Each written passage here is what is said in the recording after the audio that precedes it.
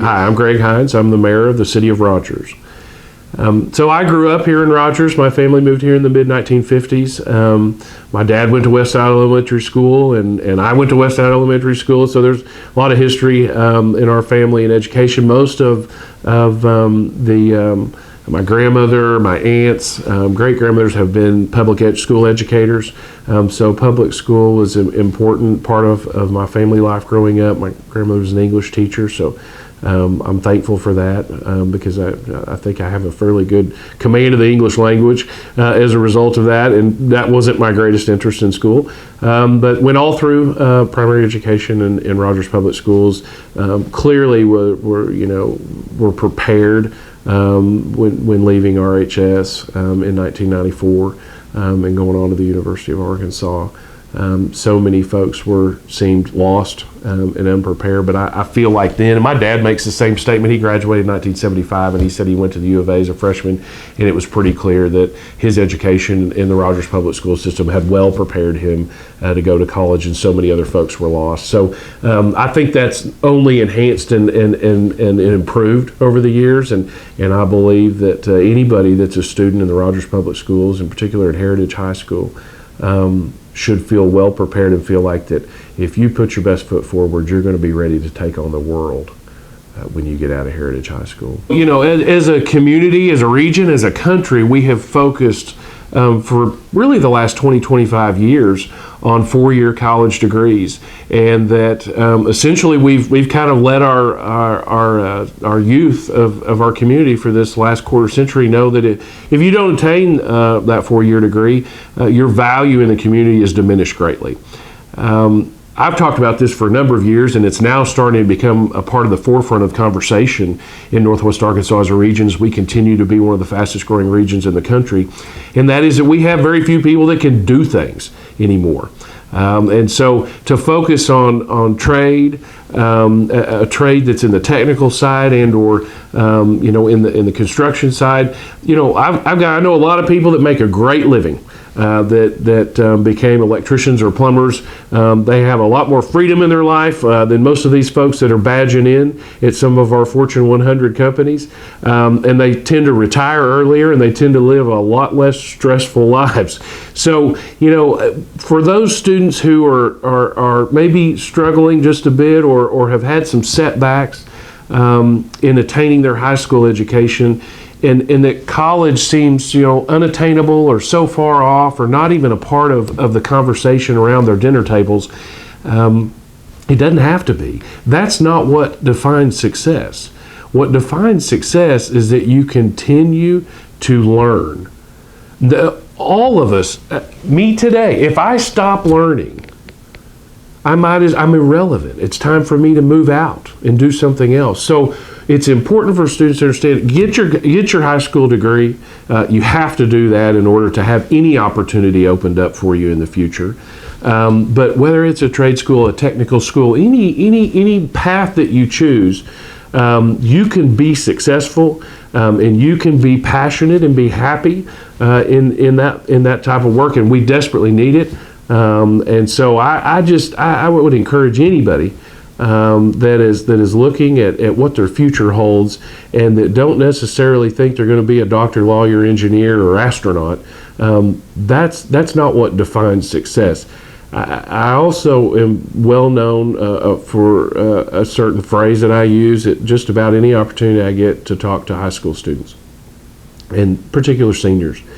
And that is that we've invested in you, we've given you opportunities, and most of you are going to move on and do good things and be active members of the community.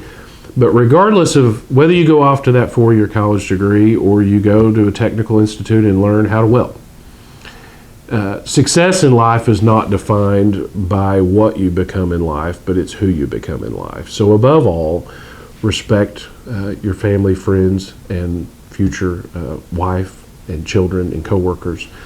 Be honest, be ethical, and be an active participant in your community.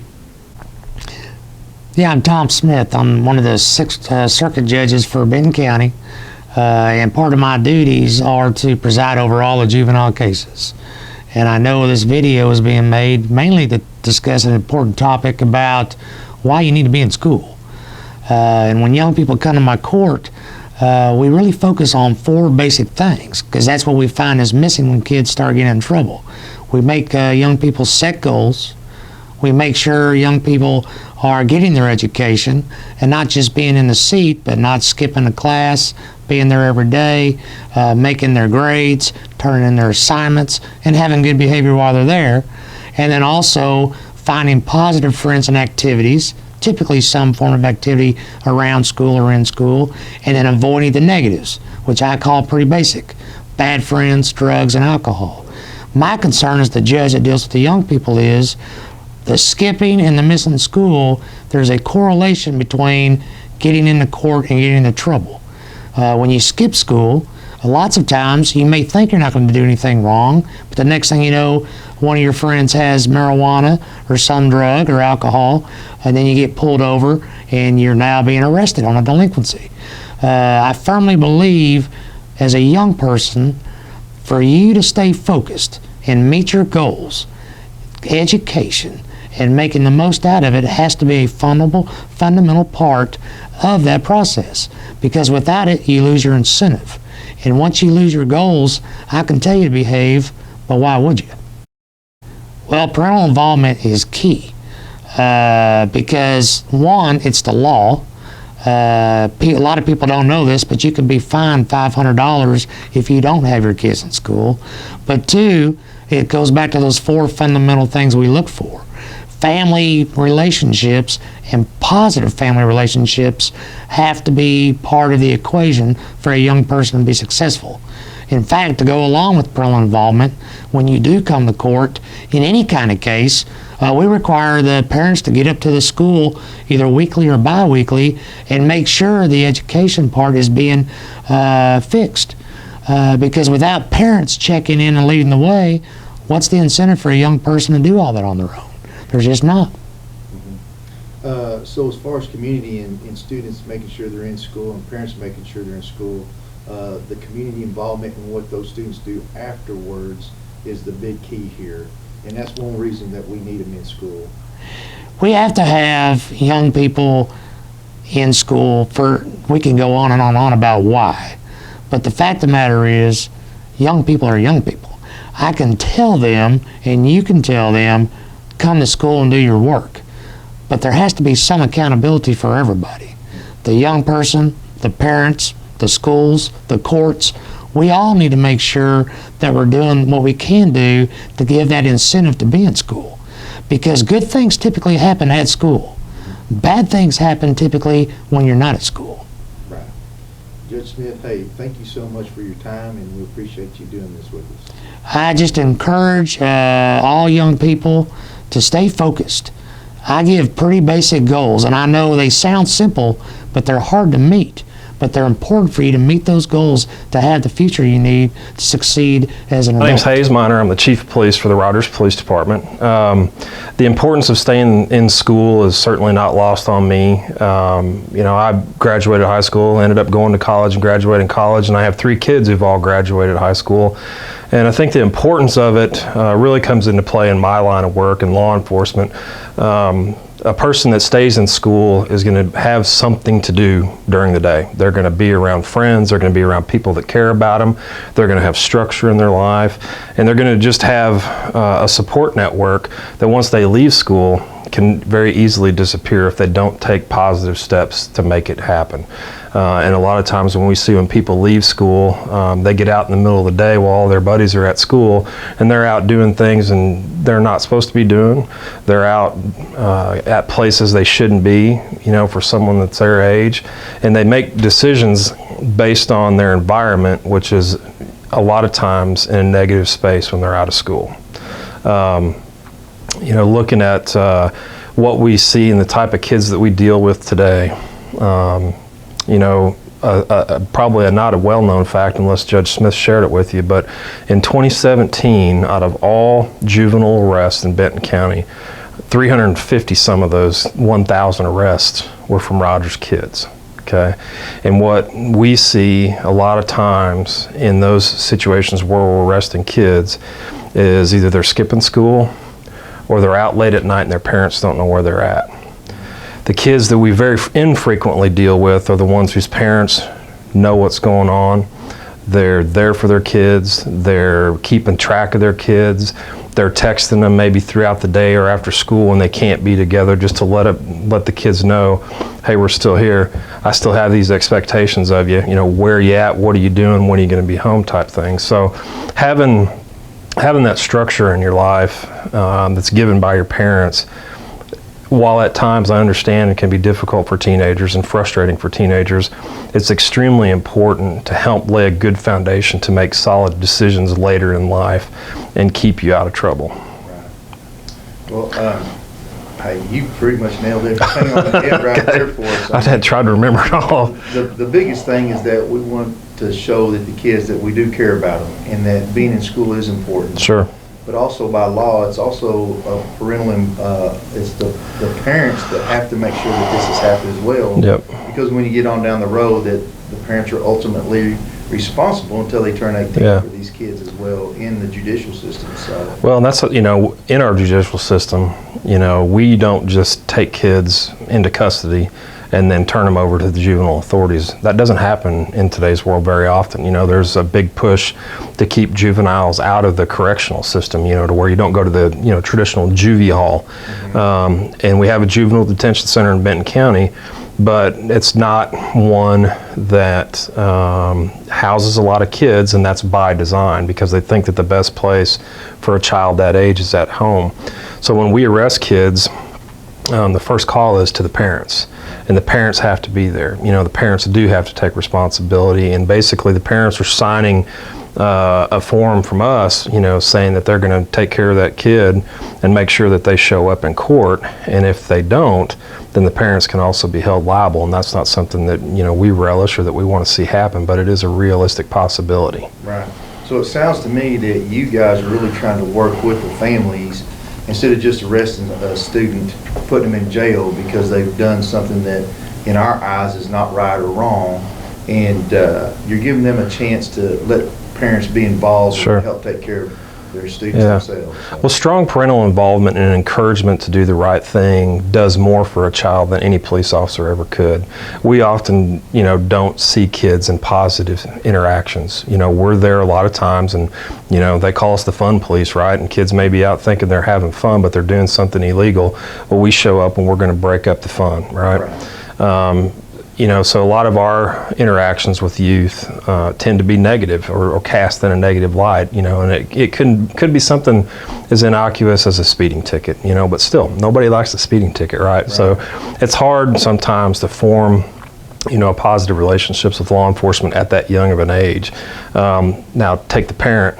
The parent then can step in and be that positive enforcement or positive interaction that's needed for that child to, you know, get the decision-making skills that they need to help them learn what they did wrong and to not do it again. My name is Jim Davis. I'm the principal here at Heritage High School, and today I'd like to talk to you, our community, about school attendance and why it's important for your children to be at school every single day. In a school year, we have 180 school days that students attend, and it is imperative that students are here every single day that they possibly can because of the instruction that's going to take place in each of their classes. And we know by research, students that have great attendance have great success, and we know if they have great success in high school, they are going to go and be very successful in the future in what they do outside of high school. And that could lead to going to junior college, to the university, to trade school, to the military, or right into the workforce. And so as your principal here at Heritage High School, we believe it is important for you as a parent to support us and to support your children and to get them to school every single day so that we can give them the education that they deserve. And we're excited for this year, and we're here to support you and to give you resources if there's needs that we can assist you because there's barriers related to your attendance every single day. Please communicate with us and our staff because we're here to serve you as a community. As the principal at Heritage High School, we believe that when students are struggling to attend school on a daily basis, it is important that we make up the instructional minutes that they are missing. And so if students are missing and it becomes a pattern of an attendance issue, Saturday school, the purpose of that is for us to educate you as a student and educate our parents why attendance is critical and why it's important. And also, we need to make up those instructional minutes that you missed during the week. And part of that process, the Saturday school, is we're working together as a community. We're working together with a number of stakeholders, and we're going to join forces because we want students in school every single day. Well, one of the factors in our school report card here at Heritage is the attendance rate. And our attendance rate last year was at 90%, and we're trying to increase that attendance rate to 95% this year. So some things that we're doing, first of all, in the morning, if a student is late to class, they do not get into first period class. They go to the commons, and we call that sweep. The student will be counted tardy for that period, but they cannot go to class until second period, just to encourage them to get to school on time. Some of the other things that we're doing, each period that a student is absent, we have callers making calls home to parents to let the parents know that their student was absent for that specific period, and that's going on all day long. Another thing that we're doing is on the third absence, we pull the student into the office and have a conversation, into the administrator's office, and have a conversation with them about attendance and why are they being absent. Then also the administrator will make a call home.